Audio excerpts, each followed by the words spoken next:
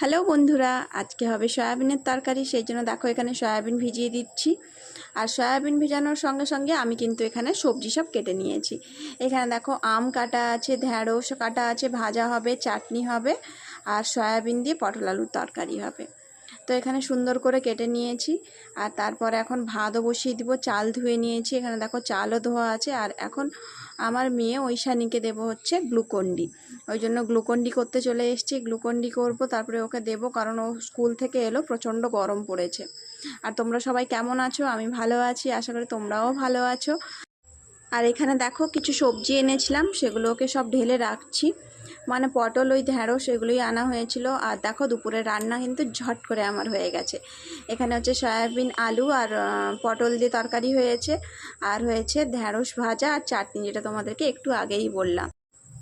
আমাদের এদিকে প্রচণ্ড গরম পড়েছে, তোমাদের ওদিকে কেমন গরম পড়েছে অবশ্যই জানিয়ে কমেন্ট করে। আর এখানে দেখো সব রান্না বান্না গুছিয়ে নিয়েছি, খেয়ে এবার বেরোবো আমি। তো চলো বন্ধুরা, টাটা।